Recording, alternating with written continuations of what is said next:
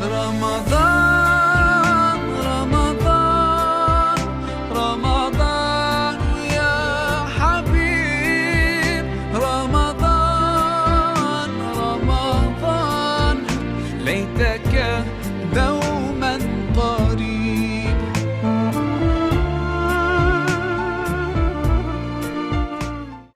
Ok. Assalamu alaikum à tous. Je vais ouvrir le micro de Idriss, celui de Meïté et celui de Moussa, avec celui du formateur. Ok, salam alaikum à tous. Je pense qu'on va démarrer, et je pense que les autres vont déjà nous prendre en cours. Salam alaikum à tous. Merci à tout le monde d'honorer cette conférence de démarrage de leur présence. Je pense que nous allons commencer. Nous sommes déjà 21 personnes connectées. Les autres nous prendront en cours.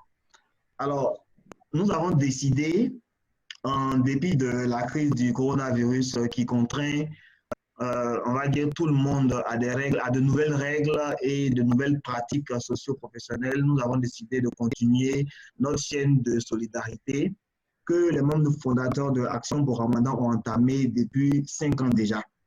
Oui, Action pour Ramadan est à sa 5e édition et cette année, nous avons une édition inédite, c'est une édition Covid-19.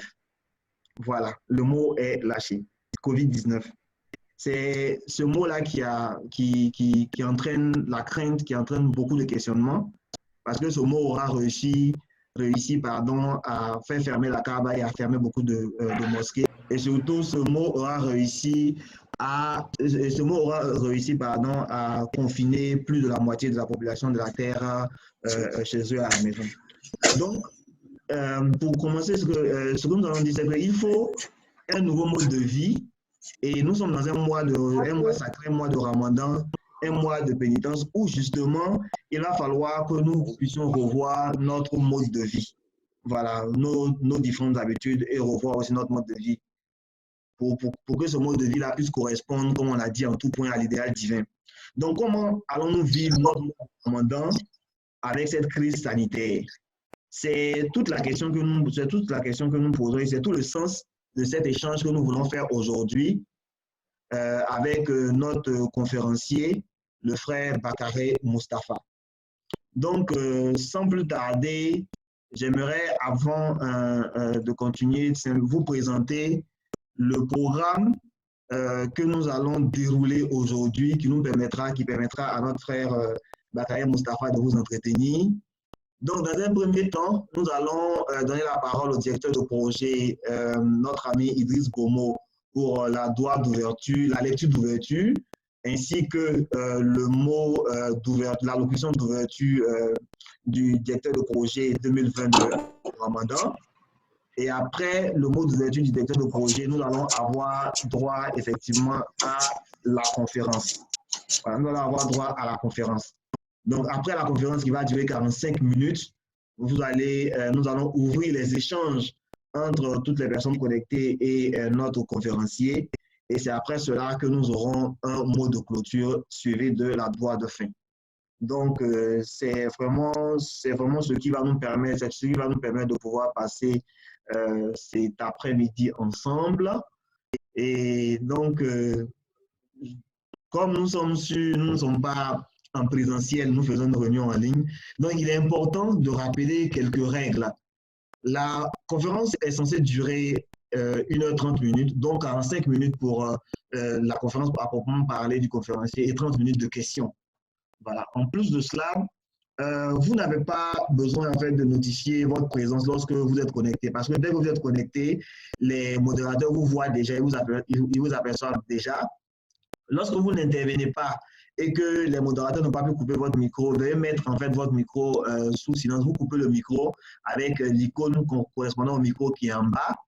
Et à la fin de chaque intervention, le modérateur que je suis, je vais juste indiquer l'étape à suivre. Lorsqu'on finira une partie, je vais aussi indiquer l'étape à suivre. Et la conférence se fera à travers des diapositives. Donc, vous allez tous voir afficher ici dans ce même écran-là les diapositives de la conférence. Et à la fin de la conférence, lorsque vous allez devoir, on va dire, prendre la parole, surtout dans la phase questions-réponses, il y a, disons, l'indication lever la main qui est mentionnée devant, en dessous de la liste des participants. Donc, vous pouvez cliquer sur lever la main, comme ça, on verra, on va vous ouvrir votre micro pour que vous puissiez parler. Ou bien, vous-même, vous ouvrez votre micro et puis vous dites question. On va vous répondre.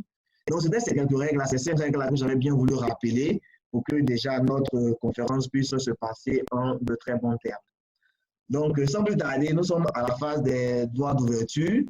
Donc, on va donner la parole au frère Idriss Bomo, qui, je pense qu'il est connecté pour qu'il puisse nous faire la droit d'ouverture. Donc, Idriss, ton micro est activé.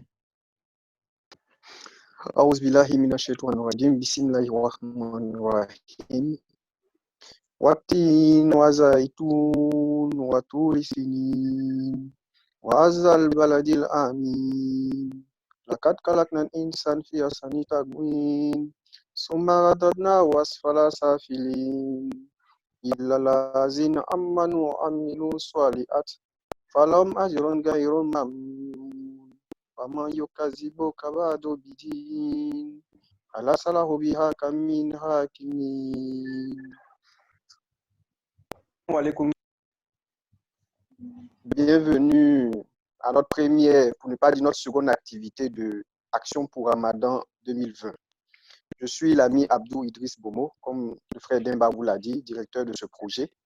Je suis assisté dans ma tâche de direction de projet par l'ami Traoré Mariama. Et dans quelques instants, nous allons démarrer cette conférence animée par Oustaz Bakare Mustafa qui, tout au long de plusieurs années, a toujours répondu favorablement à nos sollicitations afin que nos activités puissent se mener. Qu'Allah lui accorde vraiment toutes les récompenses et les bénédictions, ainsi qu'à tous ceux qui sont connectés, qui ont déjà accompagné ce projet-là. Sur ce, je ne vais pas être beaucoup plus long. Je vais donc laisser, comme on dit, quand la tête est là, le genou ne porte pas de chapeau.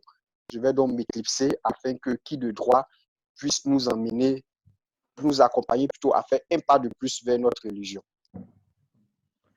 Merci beaucoup, Idriss. Merci beaucoup. Merci déjà pour ton intervention. J'aimerais demander si Meïté n'est pas là. Moussa, si c'est possible que tu puisses l'écrire, il y a des personnes qui sont dans la salle d'attente. Donc, s'il est possible de les admettre pour qu'ils puissent joindre la réunion, je pense qu'on doit avoir, en tout cas, près de 5 à 6 personnes qui sont encore dans la salle d'attente. Donc, si tu peux avoir Meïté, tu peux lui demander de, on va dire, tu peux lui demander de, comment dire, de pouvoir faire entrer ces personnes dans la salle d'attente. D'accord. D'accord. Merci, Moussa. Bien, donc, merci beaucoup, Idriss. Nous allons entrer, comme on le dit, dans le vif du sujet. Bien,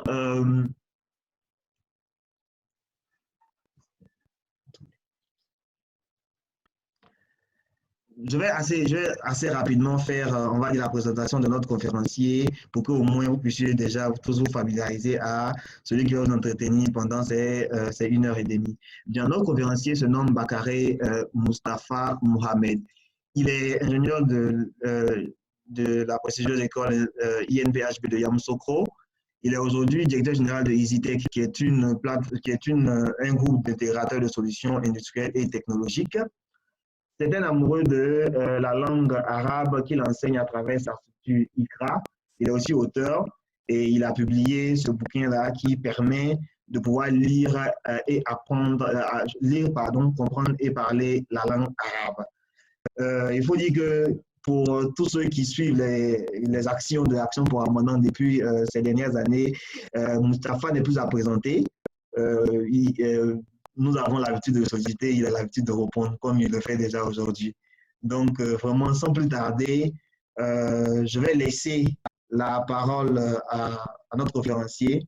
Donc, Mustapha, tu as la parole pour déjà démarrer cette conférence-là. Tu as la parole pour démarrer cette conférence. أعوذ بالله السميع العليم من الشيطان الرجيم بسم الله الرحمن الرحيم والصلاة والسلام على رسول الله. Donc, merci bien au frère Rousseau. Donc, avant de continuer, je vais demander si tout le monde m'entend bien. Voilà. C'est juste m'assurer que tout le monde m'entend bien. Voilà. Alhamdulillahi Rabbil Alamin. Alhamdulillahi Rabbil Alamin. Donc, on remercie Allah subhanahu wa ta'ala de nous avoir permis encore une fois de plus de nous réunir pour pouvoir parler de sa religion. Et après les remerciements à l'endroit d'Allah subhanahu wa ta'ala qui est notre créateur, nous allons une fois de plus encore remercier les frères et à leur tête le frère Idriss Bomo, qui est, je pense, le directeur projet de APR 2020. Voilà, et aussi mes remerciements vont aussi à l'endroit de tous les frères et sœurs qui l'accompagnent dans la réussite de cette action-là, Inch'Allah. Qu'Allah subhanahu wa ta'ala vous en donne les récompenses. Amen. Après cela, je vais aussi adresser mes remerciements à l'imam Dem, mon frère imam Dem du côté de Koumassi. Voilà, nous demandons à Allah subhanahu wa ta'ala de le maintenir dans la santé, dans la foi et de lui donner une longue vie, voilà, pour qu'il puisse toujours nous assister dans nos actions, Inch'Allah. Donc, alhamdulillah, le thème qui nous a été soumis, c'est comment vivre son ramadan dans la période Covid-19. Voilà, donc, comme le modérateur l'a dit, voilà, moi je ne suis que le mot conférencier est un peu trop fort. Je vais dire que je suis exposant. Voilà, donc c'est le thème qui m'a été confié que je dois vous exposer cet après-midi. Voilà, donc le thème c'est comment vivre son ramadan dans la période de Covid-19. D'accord. Voilà, donc voici un peu présenter le contenu de notre présentation. On va tout d'abord commencer par une introduction, voilà, pour vous faire la présentation de la situation et des mots-clés. Et après, on va aussi vous donner d'autres sujets similaires pour ceux qui voudraient bien faire des recherches sur Internet. Voilà, ce sont les thèmes qui sont vraiment d'actualité actuellement. Voilà, donc en plus même de la communication que nous allons donner cet après-midi-là, on exhorte les frères à faire encore aussi des recherches pour pouvoir encore étouffer leur connaissance à ce niveau-là, Inch'Allah. Et après ça, on va continuer à proprement dit sur les axes du thème, voilà, qui nous a été confié. Le thème à savoir comment vivre son ramadan en période de Covid-19. Et ces axes-là vont tourner autour de 3 points. Le premier grand point, c'est vivre sa spiritualité en période de Ramadan, en période de Ramadan Covid-19. Le deuxième point, c'est initier et perpétuer les œuvres sociales et de bienfaisance. Et enfin, le dernier point de ces axes-là, c'est l'animation de la vie familiale dans cette période Ramadan Covid-19. Et on va finir naturellement par une conclusion, Inch'Allah. Donc, sans plus tarder, si tu peux me présenter la page d'introduction. Voilà. Donc, comme on l'a dit, en introduction, on va essayer de chercher à comprendre, voilà, qu'est-ce que le Covid-19, quelles sont les conséquences de cette pandémie-là au niveau économique, social et sanitaire, et aussi comprendre qu'est-ce que le jeûne du mois de Ramadan, puisqu'on parle de période Ramadan Covid-19. Donc, il faut tout simplement noter que aujourd'hui, tout le monde sait ce qu'est le Covid-19. Voilà, même les enfants, à partir de 3 ans, aujourd'hui, tout le monde est informé. Moi, par exemple, à la maison, quand mes enfants ils commencent à m'embêter, je leur dis, je vais appeler le tonton Covid-19. Dès que j'ai dit ça, en même temps, ils arrêtent. Ils arrêtent de faire du bruit. Voilà, parce que ça passe à la télé en boucle. Voilà, on donne des mesures préventives. Donc, c'est vraiment, c'est l'actualité actuellement. Voilà, j'étais comme ça sur un groupe, et puis un groupe WhatsApp, et puis un de nos amis qui nous disait qu'il a mal à la tête. On lui a simplement dit qu'actuellement les migraines sont pas à l'ordre du jour, on parle de Covid-19. Voilà, donc c'est pour juste dire que c'est notre actualité actuellement. Et tout le monde sait que c'est, d'après la définition que les savants nous ont donnée, on dit la maladie à coronavirus 2019 ou encore Covid-19. Voilà, le mot Covid-19 vient d'une abréviation anglaise. Hein. Voilà, pour ceux qui savent bien en anglais, coronavirus infectious disease, voilà, 2019. Voilà, est une maladie infectieuse de type viral qui a été signalée pour la première fois à Wuhan, en Chine, le 31 décembre 2019. Donc, on a mis en bas pour plus d'informations sur cette pandémie-là, il faut se rendre sur le site de l'OMS. Voilà, parce que lorsqu'on circule un peu sur les réseaux sociaux, on voit que les gens vont dans tous les sens. Vous voyez, vont dans tous les sens. Et ce que nous, on donnerait comme conseil, c'est de suivre les voies officielles d'information. Quand il y a une situation comme ça, il ne faut pas s'affoler. Voilà, il faut chercher la bonne information. Parce que dans ces moments de stress-là, la moindre mauvaise information peut être mal interprétée et puis tout ce qui est conséquence va suivre. Donc, ce qu'on va donner comme conseil aux frères, tout ce qui est lié à la maladie coronavirus, il faut aller sur le site officiel de l'Organisation mondiale de la santé, et aussi suivre l'actualité l'actualité nationale pour pouvoir s'informer de comment il faut se comporter pendant cette situation. C'est pourquoi on a mis, voilà, pour plus d'informations, aller sur cette pandémie, sur le site de l'OMS. Donc, après, on va chercher à comprendre quelles sont les conséquences du Covid-19. Il n'est pas caché à tout le monde que cette pandémie a des conséquences économiques, sociales et sanitaires. Voilà, tout le monde, actuellement, tout le monde, on va dire, la moitié de la population mondiale vit les mêmes réalités. Vous voyez, au niveau économique, ça se ressent, au niveau social aussi, au niveau sanitaire. Voilà, ça vient vraiment bousculer toutes les habitudes qu'on connaissait jusqu'à présent. Et après, on a aussi comme conséquence le confinement qui vient bouleverser toutes les habitudes à tous les niveaux. Voilà, parce qu'on a commencé l'année 2020, on ne s'attendait pas à cette pandémie-là. On a déjà dans le mois de janvier, on la voyait venir, on parlait de ça en Chine, certains disaient que c'était des rumeurs et la maladie a évolué petit à petit jusqu'à nos portes. Donc aujourd'hui, les conséquences sont là. L'une de ces conséquences-là, c'est le confinement qui vient vraiment chambouler toutes les habitudes. Et face à ces changements-là, quel est le comportement que le musulman doit adopter? Et c'est ce dont on va parler sur l'après-midi, Inch'Allah. Après cela, après avoir brièvement expliqué qu'est-ce que le Covid-19 et quels sont déjà ses premiers impacts au niveau de notre société, on va essayer de comprendre aussi qu'est-ce que le jeûne du mois de Ramadan. Voilà, parce qu'on parle de période Ramadan Covid-19. Voilà. Il faut savoir que le jeûne du mois de Ramadan est un pilier fondamental parmi les 5 piliers de l'islam. Habituellement, pendant cette période, les musulmans jeunes se réunissent, ils se réunissent dans les mosquées pour la prière et aussi pour partager les repas.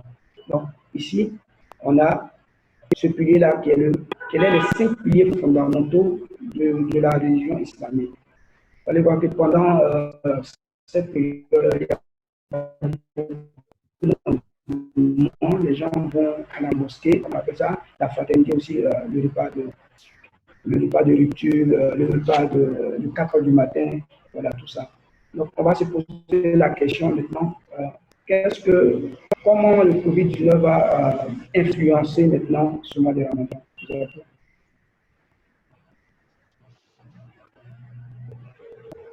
Qu'est-ce qui fera donc la particularité de ce mois de Ramadan 2020? Comme tout le monde le sait, déjà depuis le 16 mars, après la déclaration du Conseil national de sécurité, voilà, qui a décidé que tous les lieux de culte seront voilà, les prières dans les lieux de culte seront suspendus. Voilà, jusqu'à un nouvel ordre. Voilà, donc la communauté musulmane aussi s'est concernée par cette mesure-là. Donc depuis le 16 mars, les mosquées sont fermées. Donc ça, c'est le premier impact au niveau de notre communauté. Voilà, il faut aussi noter qu'on n'est pas les seuls. Il y a d'autres communautés aussi qui n'arrivent pas à effectuer leur prière dans leur lieu de culte. Cette situation de fermeture de mosquées va fortement impacter ce jeûne du mois de Ramadan là, quand on connaît l'influence qu'a la mosquée sur la vie du musulman. Donc voilà déjà ce qu'on peut retenir par rapport à l'introduction. C'est-à-dire que la situation du Covid-19 a engendré plusieurs situations, à savoir le confinement, la restriction de certaines habitudes qu'on avait auparavant. Et cette période-là est venue, le Ramadan est venu, on a entamé le mois de Ramadan avec cette situation. Maintenant, on se demande comment maintenant, face à cette situation-là, comment nous allons vivre notre Ramadan 2020. Voilà. Voici un peu brièvement l'introduction. Voilà, comme on l'a dit, on a aussi trouvé pour vous d'autres sujets similaires concernant cette actualité-là. Donc, pour ceux qui iront sur Internet, ils verront, par exemple, le Ramadan à l'épreuve du Covid-19. Voilà. Il y a, comme l'internaute, comme ça on parle, voilà, le Ramadan à l'épreuve du Covid-19. Donc, on peut aller sur ces sites-là, s'informer, puis un peu savoir un peu, en plus de ce qu'on va apprendre ici, comment le Covid-19 va influencer ce Ramadan, Inch'Allah. Après, ce qu'on a trouvé aussi comme sujet d'actualité, il y a le Ramadan et confinement. Comment s'organisent les familles. Voilà. Donc, il y a ce sujet-là aussi qui est débattu sur les réseaux sociaux, sur Internet, tout ça. Voilà, on peut aller aussi s'informer. Il y a le Covid-19 rend le mois de Ramadan 2020 particulier. Ça aussi, c'est un sujet d'actualité. Voilà, on peut aller s'informer. Voilà, pour aussi aider nos frères, voilà, dans cette situation-là, à mieux passer le mois de Ramadan en 2019, Inch'Allah. Frère So, j'espère que je ne vais pas trop rapidement. Est-ce que le débit il est bon? Ah non, ça va. Ça va? Voilà. Donc, on va maintenant rentrer dans le vif du sujet. Et pour cette conférence, on a voulu que ce thème tourne autour de 3 axes. Donc, le premier, c'est vivre sa spiritualité en période de Ramadan Covid-19. On va prendre un peu de temps pour expliquer ces différents points-là. Ensuite, on a initié et perpétué les œuvres sociales et de bienfaisance. Voilà. Donc, on va vivre sa spiritualité parce que d'abord, le jeûne du mois de Ramadan, c'est un moment de spiritualité. Et comment le vivre pendant cette période Ramadan Covid-19. Ensuite, on a dit, on va parler de initier, voilà, et perpétuer. Voilà. Ceux qui ne le faisaient pas avant, ils vont initier des actions, voilà, de solidarité. Et pour ceux qui faisaient déjà des actions, vont perpétuer cela, comme APR par exemple, les œuvres sociales et de bienfaisance. Ensuite, on va parler aussi de l'animation de la vie familiale dans cette période Ramadan Covid-19. Parce que qui parle de confinement, c'est-à-dire que toutes les actions d'adoration vont se faire naturellement en famille. Et comment il faut organiser cette famille-là pour pouvoir bien passer son mois de Ramadan, Inch'Allah. Donc, diapo, on va rapidement aller sur la présentation de comment vivre sa spiritualité en période Ramadan Covid-19. Comme premier point, voilà, j'ai du mal à voir. Okay.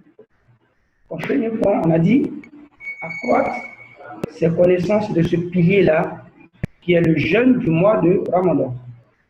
Voilà. D'abord, pour savoir comment vivre. Parce que si la problématique s'est posée, c'est que le sujet il est vraiment important. Donc maintenant, pour savoir comment on va gérer son mois de Ramadan, il faut dans un premier temps accroître ses connaissances de ce pilier-là, qui est le jeûne du mois de Ramadan. On va chercher à savoir quel est son statut. Quel est le statut du mois de Ramadan? Voilà, tout le monde sait, le mois de Ramadan, fait partie des piliers de l'islam. Voilà, l'islam a 5 piliers. Nous avons l'attestation de foi, nous avons la prière, nous avons le monde légal, nous avons le jeûne du mois de Ramadan et nous avons le pèlerinage à la Mecque. Donc, le mois de Ramadan est un pilier. Donc, sachant cela, on va donner de l'importance à ce pilier-là. Voilà, et c'est ce qui va déterminer toutes les actions que nous allons mener durant ce mois d'Inch'Allah. Après, nous avons su quel est le statut du mois de Ramadan. Parce que on va nous demander, nous sommes musulmans. Si on nous demande, vous êtes musulmans, vous jeûnez. Pourquoi vous jeûnez? On jeûne parce que Allah subhanahu wa ta'ala nous a demandé ça dans le livre saint qui est le Coran. Et le prophète sallam nous a enjoint le jeûne. Voilà. Donc tout le monde connaît le verset. Allah subhanahu wa ta'ala a dit, ya ayyuhalladhina amanu kutiba alaykumus siyam kama kutiba ala alladhina min qablikum la'allakum tattaqun. Donc il a dit, Allah subhanahu wa ta'ala a dit, le jeûne vous a été prescrit comme il a été prescrit aux communautés qui vous ont précédé. Ça, c'est dans la Sourate 2, au verset 183, Inch'Allah. Maintenant, du côté du Prophète sallam, le Prophète sallam nous dit, comme on l'a dit, il dit, Buni al-Islam ala khamsin. Il dit, l'islam repose sur 5 piliers. Voilà, et il a cité les piliers que nous avons cités. Donc, lorsqu'on connaît ce statut-là, on va donner l'importance à ce pilier-là au même titre que la prière. Après cela, on va se demander quel est son rang. Vous voyez, Allah subhanahu wa ta'ala dit dans le hadith Qudsi, le hadith Qudsi, c'est un hadith divin, voilà, mais qui n'a pas valeur du verset coranique. Il dit au Prophète sallam, il dit toutes les actions du fils d'Adam lui appartiennent, sauf le jeûne. Il m'appartient et c'est moi qui en donne les récompenses. Vous voyez, donc aujourd'hui, personne ne peut dire quelle est la valeur même du jeûne. Voilà, parce que c'est Allah subhanahu wa ta'ala qui comment on appelle ça, qui connaît vraiment la valeur. Et c'est au jour de la résurrection que le jeûneur, il va connaître pleinement quelle est la valeur que Allah subhanahu wa ta'ala lui a réservée. Et aussi, pendant ce mois de Ramadan, Allah subhanahu wa ta'ala, il dit que les portes du paradis sont ouvertes et les portes de l'enfer sont fermées. Vous voyez? Donc, les portes du paradis sont ouvertes, c'est-à-dire que les portes pour pouvoir accéder au paradis, les actions pour pouvoir accéder au paradis sont facilitées. Voilà, parce que ça nous apprend aussi que pendant ce mois-là, les shayatines, les diables sont attachés. Donc, vous allez voir que pendant le mois de Ramadan, l'engouement vient. Les gens même qui n'avaient pas l'habitude de partir à la mosquée sont motivés. Voilà, c'est tout simplement parce que la miséricorde d'Allah subhanahu wa ta'ala pendant cette période-là est abondante. Et Allah subhanahu wa ta'ala veut que tout le monde profite de cela. Donc, le rang du mois de Ramadan, ça a un grand rang auprès d'Allah subhanahu wa ta'ala. C'est bienfait physique. Est-ce qu'on peut dire sur ces bienfaits physiques? Vous savez, quand vous allez partir sur les réseaux sociaux, si vous tapez les bienfaits du jeûne, vous allez voir même ceux même qui en parlent même, ne sont pas même des musulmans. Vous allez voir les bienfaits du jeûne sur la santé. Voilà. Ceux même qui en parlent même des bienfaits physiques du jeûne, ce sont les non-musulmans. Donc, le jeûne est vraiment, vraiment bénéfique pour la santé. Voilà, c'est comme la voiture. C'est comme quelqu'un qui a une voiture, qui roule la voiture, qui ne fait pas de visite technique. À un moment donné, la voiture va prendre un coup. Donc, on va dire quoi? Au niveau physique, le jeûne vient comme une visite technique pour le corps. Voilà. Et aussi, il a des avantages spirituels. Pendant ces moments-là, on voit qu'on est plus proche d'Allah subhanahu wa ta'ala. Voilà. Et c'est le verset qui le dit. Il dit la'allakum tattaqun. La'allakum tattaqun. At-taqwa, c'est de se rapprocher d'Allah subhanahu wa ta'ala. Lorsqu'on est rapproché d'Allah subhanahu wa ta'ala, voilà, on évite tout ce qu'il a interdit et puis on court vers ce qu'il a permis, Inch'Allah. Donc aussi, on va connaître, dans la connaissance de ce pilier aussi, les actes annulatifs directs et indirects du jeûne, Inch'Allah. Voilà, les actes annulatifs. On sait de façon naturelle que la boisson, pendant le mois de Ramadan, on ne boit pas, on ne mange pas, on n'a pas de relations avec son épouse, voilà. Et aussi, il y a des actions qui annulent indirectement le jeûne. Voilà. Allah subhanahu wa ta'ala, le Prophète sallallahu nous dit que celui qui, pendant le jeûne, ne cesse pas de mentir ou bien de faire le faux témoignage, qu'il sache que Allah subhanahu wa ta'ala, il n'a pas besoin de son jeûne. Voilà. Donc, vous voyez ici, on ne va pas dire directement que le mensonge, vous voyez, annule le jeûne. Il ne fait pas partie des annulatifs directs, mais ce sont des choses qui peuvent concourir à annuler notre jeûne de façon indirecte. Vous voyez, voilà. Donc, en plus de ne pas manger, en plus de ne pas boire, en plus de ne pas avoir des rapports avec son épouse, il faut éviter tous les mauvais comportements qui peuvent entacher notre jeûne.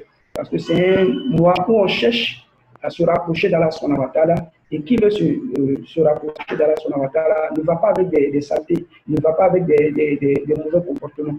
Voilà, il cherche plutôt à, on appelle ça, à se débarrasser de tous ces défauts pour pouvoir se présenter vis-à-vis de son Seigneur. Après, on va, dans toujours la connaissance de ce pilier-là, savoir quelles sont les réparations des erreurs ou des manquements.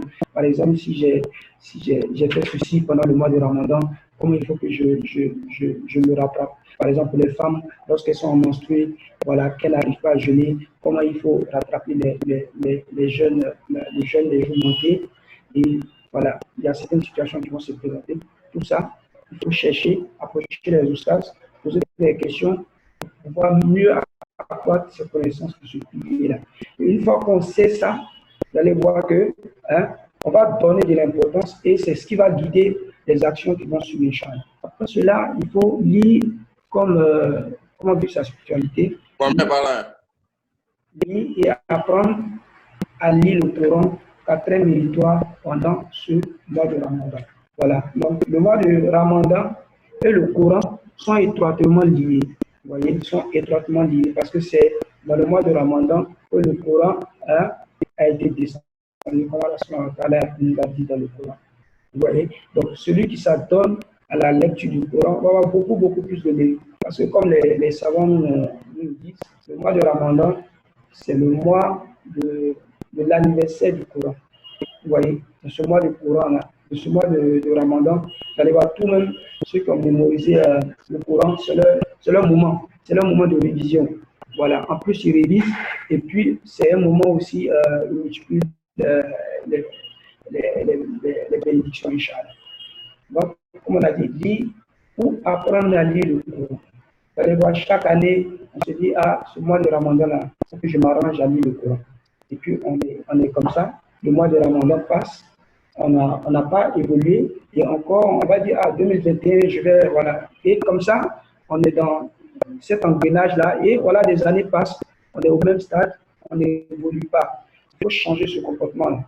Voilà, il faut prendre la résolution ferme, dire que moi, ce Ramadan de 2020, là, il faut que j'apprenne à lire le Coran. Et c'est facilité.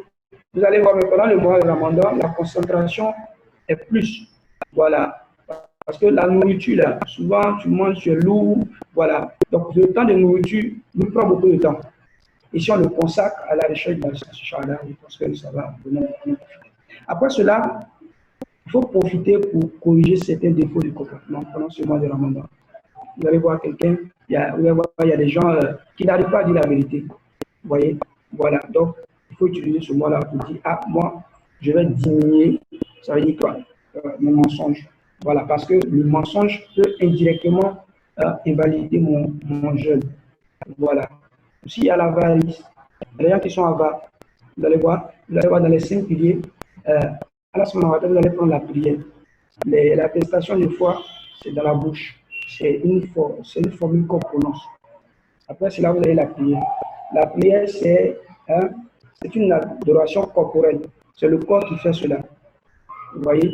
Vous allez voir le jeûne, aussi c'est le corps. Et puis, vous allez voir la zakat, c'est les biens. Et puis, le hajj, c'est les biens et le corps. Allah subhanahu wa ta'ala, il a panaché ces adorations-là. Parce qu'il y a des gens, ils sont très motivés. Voilà, quand il s'agit de donner leur corps, c'est-à-dire que dans l'adoration, il est motivé. Mais quand maintenant l'adoration va descendre dans la poche, vous allez voir que ce dernier-là, il est beaucoup réticent. C'est comme dans les associations. Vous allez voir certains, quand il s'agit de poser les bâches, les chaises, il est motivé. Mais quand on dit de donner la participation, sa cotisation de l'association, vous allez voir qu'il disparaît. Voilà. Et ces 5 piliers-là viennent nous permettre de corriger tout ça. Voilà. Donc, si tu aimes faire la prière, voilà, tu aimes jeûner, ça c'est corporel. Mais après, Allah subhanahu wa ta'ala te dit, il faut enlever la zakat. On va voir maintenant, si tu m'aimes bien, il faut enlever la zakat.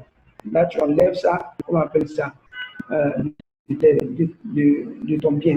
Maintenant, il y a des gens aussi, ils aiment participer financièrement. Voilà, mais tout ce qui est tâches là, les opérations, ils n'aiment pas. Vous allez voir, le Hajj va venir corriger ça. Voilà. Le Hajj, tu donnes ton bien et puis tu vas sur le terrain. Tous ceux qui ont fait le Hajj là, ils savent que c'est vraiment, c'est pas facile, Inch'Allah. Donc, ce mois de Ramadan vient nous permettre de corriger, Inch'Allah, ces petits défauts-là, Inch'Allah. Donc, si pendant le mois de Ramadan, on n'arrivait pas à se réveiller tôt, Voilà, on va profiter de ce mois-là, corriger ça, se lever peut-être à 4 heures du matin, hein, faire 2 rakats, demander tout ce qu'on veut à Allah subhanahu wa ta'ala. Voilà, et Allah subhanahu wa ta'ala, il va nous aider. Si vous voyez que les gens vont dans tous les sens pendant la période de Covid-19, souvent je vais sur les réseaux sociaux, certains disent que non, c'est une preuve d'Allah subhanahu wa ta'ala, c'est un complot. Voilà, bon, dans les deux sens. Si c'est une preuve d'Allah subhanahu wa ta'ala, si c'est un complot, toi, si tu es proche d'Allah, en quoi est-ce que ça va t'ébranler? Voilà, si c'est une épreuve d'Allah subhanahu wa ta'ala, tu vas l'accepter, c'est une épreuve, et Allah subhanahu wa ta'ala, tu vas lui demander de donner une bonne issue. Maintenant, si c'est aussi une épreuve des hommes, voilà, le musulman, voilà, que ce soit une épreuve des hommes, que ce soit une épreuve de Allah subhanahu wa ta'ala, il est serein quand il cherche à se rapprocher d'Allah subhanahu wa ta'ala. Vous voyez que quelqu'un qui n'a pas de spiritualité, c'est lui qui doit s'embrouiller dans ce genre de situation. Sur le musulman, non. Voilà, il essaie de s'informer quant à la situation et maintenant, il s'en remet à son Seigneur. Voilà, mais aussi, toutes les règles qu'on nous dit de faire, il faut les faire. Il ne faut pas aussi dire non, moi je suis trop pieux, voilà, je ne fais pas ceci, moi la maladie, je ne fais pas, non. Vous voyez, en islam, l'islam préserve la vie humaine. Si vous voyez que nous sommes retranchés aujourd'hui à la maison, la vie humaine, vous voyez, par exemple, la viande de porc, c'est interdit en islam, tout le monde le sait. Mais l'islam te fait une ouverture. Si tu es dans une situation, dans un désert par exemple, et que tu n'as aucune nourriture que ça, et si tu n'as pas mangé ça, tu risques de perdre la vie. L'islam t'autorise à manger cela. On appelle ça arukhsa, c'est la flexibilité. Et dans tout ça, dans toutes les adorations, vous allez voir, il y a une flexibilité quelque part, comme les savants nous l'appellent. Dans le jeûne, c'est une obligation, c'est un pilier, mais on te dit que le vieux qui est vraiment âgé, qui n'arrive pas à supporter le jeûne, hein, il ne va pas jeûner. Vous voyez, le voyageur ne va pas jeûner. Quand on connaît, il peut ne pas jeûner, il va rattraper. Voilà, quand on connaît les difficultés du voyage. Voilà, le malade aussi, s'il ne peut pas, vous voyez, voilà, il laisse le jeûne. Voilà, ça, ce sont les petites choses à côté de la vie humaine. Allah subhanahu wa ta'ala, il a placé la vie humaine au-dessus des principes de la religion. Vous savez pourquoi? Tout simplement parce que c'est l'homme qui fait la religion. C'est l'homme qui fait, comment on appelle ça, qui fait l'adoration. Voilà. Donc, la vie humaine, c'est précieux. Et quand on sait ça, on essaie de préserver cette vie qu'Allah subhanahu wa ta'ala nous a donnée. Et puis, on s'en remet à lui, Inch'Allah. Mais il ne faut pas se dire, non, moi j'ai la foi, voilà, j'ai mémorisé le Coran, j'ai embrassé la Kaaba. Non. Même des musulmans ont été touchés par cette maladie. Voilà. Il aurait fait Allah subhanahu wa ta'ala. Toi aussi, tu n'as pas envoyé des unités à Allah subhanahu wa ta'ala, tu n'as pas fait OM à Allah subhanahu wa ta'ala pour t'épargner de cela. Voilà. Donc, on va, voilà, améliorer notre spiritualité, c'est-à-dire améliorer notre confiance en Allah subhanahu wa ta'ala, mais tout en respectant les mesures aussi, voilà, que nos gouvernements nous ont demandé de suivre, Inch'Allah. D'accord. Voilà. Donc, après avoir parlé un peu de spiritualité, voilà, on va aussi parler donner des conseils, comment initier et perpétuer les œuvres sociales de bienfaisance, Inch'Allah. Donc, comme conseil qu'on peut donner, c'est de faire des dons en nature et en numéraire aux pauvres et aux besogneux pendant cette période-là. Vous allez voir, il y a des gens, comme on dit, les grandes douleurs sont bien. Pendant cette situation, il y a des gens qui ont perdu leur boulot. Voilà. Il y a eu des chômages techniques dans certaines entreprises. Voilà. Il y a des gens, des petits commerces qui ont fermé. Voilà. Dans cette période-là, c'est le moment de faire des dons en nature. Voilà. Si tu peux pas, si tu n'as pas la possibilité de donner ça en nature, aussi il y a les moyens aujourd'hui comme OM, Orange Money, comme les autres réseaux. Tu peux aussi envoyer à des personnes, voilà, qu'on sait qui sont dans le besoin. On peut aussi utiliser des plateformes comme APR, voilà, qui est une APR, c'est une association sérieuse, pour l'avoir côtoyée pendant ces 5 ans. Voilà, donc aussi, approcher ces associations qui sont bien organisées là, voilà, leur faire aussi des dons. Voilà, eux vont acheminer ça vers les ayants droit, Inch'Allah. Voilà, et Allah subhanahu wa ta'ala, il va mettre ça dans la balance de nos bonnes actions. Aussi, assister les personnes confinées qui sont source de revenus. Actuellement, il y a des gens, voilà, qui n'ont pas de source de revenus. Si vous connaissez des personnes comme ça, voilà, il faut les approcher, il faut les aider. voilà, à sortir de, voilà, de cette situation-là, voilà, en leur faisant des dons. Donc, assistance aux imams et aux guides religieux. Vous allez voir, actuellement, les mosquées sont fermées. Tout le monde sait que dans notre pays, il n'y a pas d'organisation de traitement, pour les, comment on appelle ça, les guides religieux. Voilà, ce sont les mosquées qui s'organisent comme elles peuvent, pour pouvoir entretenir, pour pouvoir subvenir aux besoins de leurs imams. Et face à cette situation-là, les premiers même qui sont touchés, ce sont les imams, ce sont les guides religieux. Voilà, mais comme c'est un guide, il ne va pas venir, voilà, à chaque fois lui demander, voilà, de sa dignité, voilà. Donc nous, on sait cela, nous sommes toujours ces fidèles, on peut les approcher, leur faire des dons, surtout pendant ce mois de Ramadan. Et ce mois de Ramadan, c'est un moment très très bénéfique pour pouvoir faire des dons. Vous voyez, les gens, vous voyez, le mois de Ramadan, Paul François a dit, c'est une protection même. Voilà, quand on jeûne, François a dit, il dit, Asiyam Adjunna Ahadikum fil Qital. Donc, il dit, le jeûne, c'est une barrière. C'est un bouclier, comme le bouclier de l'un d'entre vous lorsqu'il est au combat. Vous voyez, voilà, donc ça va constituer une barrière pour nous. Lorsqu'on multiplie, comme on appelle ça, des actions, de bonnes actions pendant ce mois de Ramadan. Aussi, assister les plus démunis par l'octroi de kits pour respecter les mesures barrières. Vous allez voir qu'il y a des familles. Je disais une fois à un ami comme ça, qu'il y a des familles qui n'arrivent pas à avoir 500 francs pour leur popote, c'est-à-dire pour la journée. Il me dit non, c'est pas possible. Il me dit non, c'est pas possible, c'est pas vrai. Parce que lui, il a travaillé à la Banque mondiale. Il dit non, tu exagères. Il dit non. Si tu ne vas pas sur le terrain, tu ne peux pas savoir. Tu ne peux pas comprendre qu'il y a des gens, même 1000 francs, tu ne peux pas avoir pour l'argent.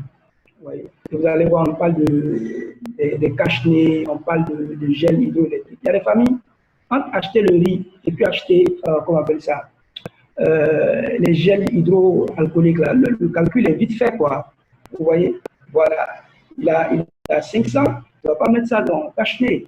Qu'est-ce que la famille va manger? Donc, il va plutôt, voilà, prioriser comment on appelle ça, la nourriture.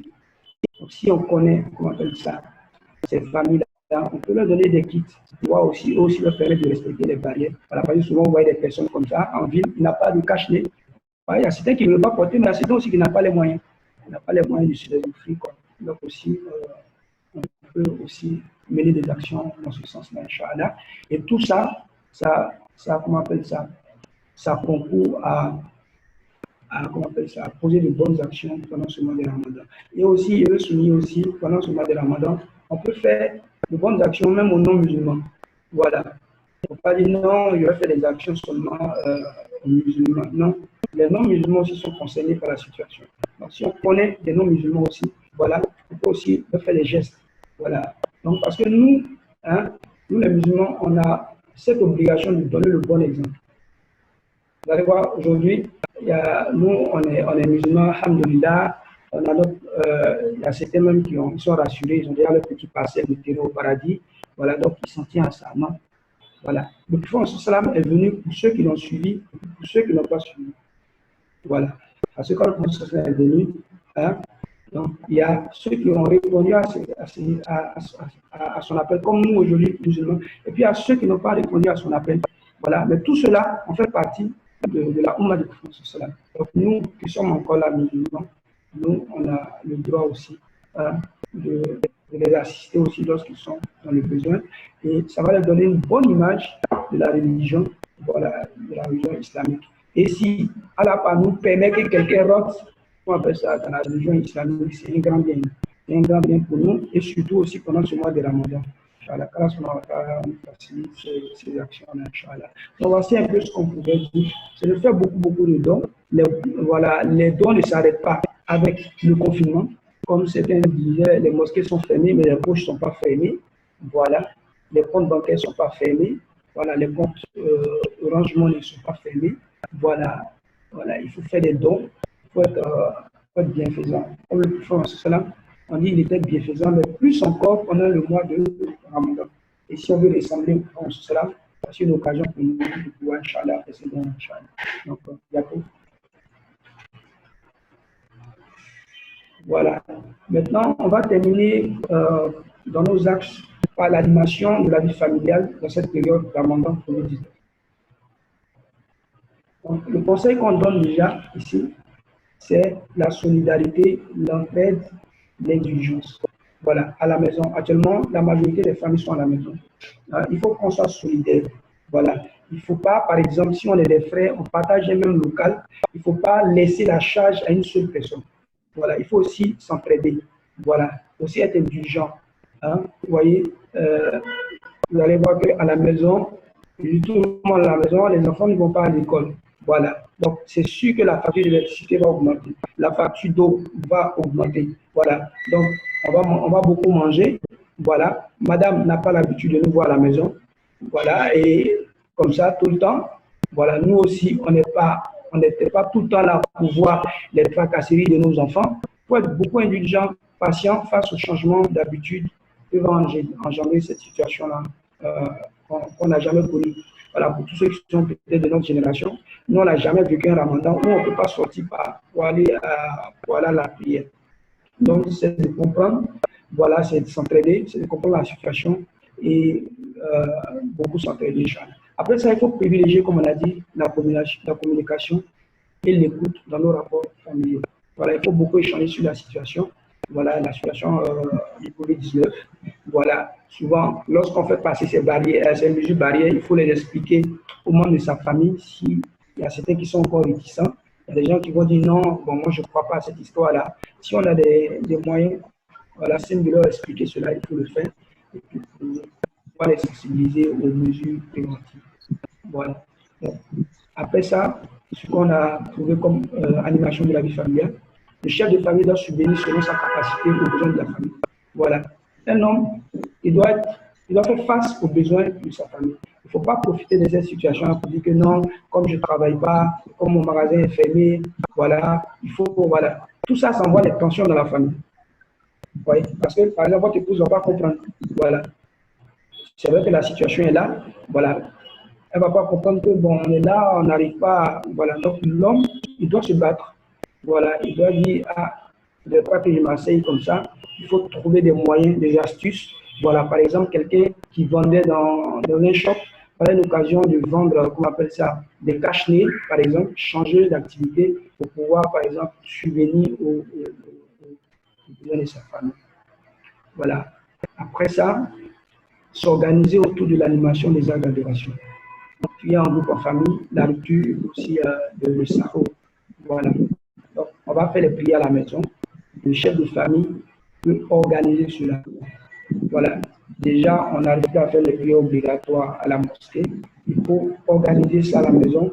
Il faut qu'on sente qu'à chaque heure de prière à la maison, il y a vraiment, c'est-à-dire qu'il y a vraiment de l'engouement pour cela. Vous allez voir, il y a certains qui disent non, est-ce que je vais avoir des mérites? Vous allez voir, Allah subhanahu wa ta'ala, certains quand ils posent des questions, mais Allah subhanahu wa ta'ala est au-dessus de cette situation-là. Il nous voit, il comprend la situation. Il n'est pas étranger à cette situation-là. Voilà, donc toi, tu n'es pas plus sachant qu'Allah subhanahu wa ta'ala. Il comprend. Si tu avais l'habitude d'aller à la mosquée, et aujourd'hui, là, tu es empêché par rapport à une situation qui est vraiment réelle, Allah subhanahu wa ta'ala, il continue de te donner les mérites. Voilà, même si tu continues de prier à la maison. Donc, il faut organiser cela. Voilà, c'est une occasion aussi des enfants. Comme la prière des tarawih, ce n'est pas une prière obligatoire. C'est un moment aussi d'apprendre les enfants à faire prier, à mémoriser les sourates. Et ils vont aussi avoir aussi le goût de la prière. Donc, organiser aussi ou sur des séances d'enseignement religieux, surtout pour les enfants. C'est une occasion. Vous allez voir, tout le monde ne va pas sortir de ce confinement de la même manière. Il y a des gens qui avaient des projets dans les tiroirs, c'est le moment de les faire sortir. Voilà, si tu veux écrire un bouquin, c'est le moment. Voilà. Mais il ne faut pas rester là inactif. Voilà, vous allez voir, il y a des gens qui vont passer là à regarder les films. Voilà, mais tu vas sortir avec quoi de cette situation? Voilà. Donc, c'est le moment d'être créatif. Vous allez voir, on ne faisait pas des conférences, des vidéoconférences, il y a peut-être 2 mois en arrière. Mais l'homme, c'est quelqu'un qui s'adapte, comme j'ai l'habitude de le dire. Vous allez voir tout de suite, il est 21h, on coupe l'électricité. On coupe l'électricité, vous allez voir tout le monde, dans la pièce, il fait noir. On ne se voit plus. Mais si on reste 1 heure dans ça, vous allez voir qu'on commence à distinguer les formes. C'est comme ça l'homme, il est. Voilà. Donc, si tu es quelqu'un face à une situation, un obstacle, tu commences à, voilà, à te morfondre, à rester inactif, c'est que ce n'est pas de bon comportement. Face à une situation comme ça, il faut développer d'autres réflexes, voilà, pour pouvoir, on appelle ça. Et parmi ça, il faut organiser des séances d'enseignement. Voilà, actuellement, il y a beaucoup de séances d'enseignement qui sont organisées en ligne, voilà, à la télé. C'est le moment de pouvoir faire profiter nos enfants et les membres de la famille. Aussi, donner de ces nouvelles aux membres de la famille. Voilà. Donc, actuellement, c'est la distanciation sociale. Voilà. On ne se voit plus comme ça. On ne se fait comme quasiment plus. Voilà. Donc, c'est le moment de profiter, s'appeler, voilà, en famille, dire, ah, je vais bien, donner ces nouvelles. Voilà, la famille va bien. Voilà. Tout ça, voilà, les gens comprendront que c'est parce qu'il y a cette situation qui fait qu'on n'arrive pas à faire des visites physiques. Voilà, mais voilà, on reste en contact avec les membres de notre famille. Parce que tout ça, ce sont des conseils. Comme on a dit, il y a beaucoup de choses aussi à dire. Voilà, mais on peut toujours continuer à faire des recherches pour pouvoir encore animer notre vie de famille. Dans les questions, s'il y a questions, on va, si les questions vont dans ce sens-là, on va encore donner des astuces pour nous aider à organiser cela.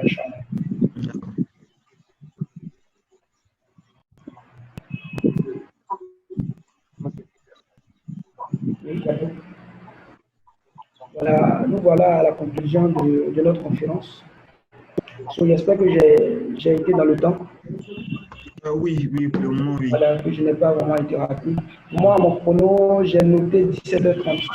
Voilà, à 17h30. Voilà, ce qu'on peut dire comme conclusion déjà pour cette conférence-là, c'est de demander aux frères musulmans et aux sœurs musulmanes de ne pas paniquer. Voilà, de rester serein. Et l'une des méthodes pour rester serein, vous voyez, quand ce que j'ai l'habitude de dire, quand les gens vont dans un sens, tout le monde va dans un sens, voilà, il faut rester serein, il faut chercher les bonnes informations. Voilà, et lorsqu'on a les bonnes informations, on a les bonnes attitudes. On nous a appris. Voilà. Il ne faut pas chercher les informations à tout vent. Voilà, ça c'est le premier conseil que je pourrais donner. Et puis, faire confiance à Allah subhanahu wa ta'ala. Deuxième chose, il ne faut pas aussi transférer, c'est-à-dire que lorsque vous recevez un message comme ça sur la situation, en même temps, vous partagez. Voilà, ça, ce n'est pas de bons réflexes. Il faut vérifier l'authenticité de l'information avant de partager, parce que vous ne savez pas quel est le dégât que cette information-là peut engendrer. Donc, il faut faire beaucoup attention à cela. Les gens, dès qu'ils voient une information, en même temps, ils partagent. Voilà, le François Salam dit, il suffit de classer un homme comme menteur, celui qui diffuse tous les messages qu'il reçoit. Avec quelqu'un qui diffuse, dès qu'on lui donne l'information, il ne vérifie pas, il diffuse automatiquement. Le François Salam dit que celui-là, il peut être classé comme un menteur. Donc, il faut faire beaucoup attention à cela. Donc, les mots de conclusion, c'est vraiment des conseils. Voilà, ce que je peux dire, c'est que Allah subhanahu wa ta'ala, il voit la situation dans laquelle nous sommes. Voilà, il n'est pas étranger à cela. Et il va nous donner, Inch'Allah,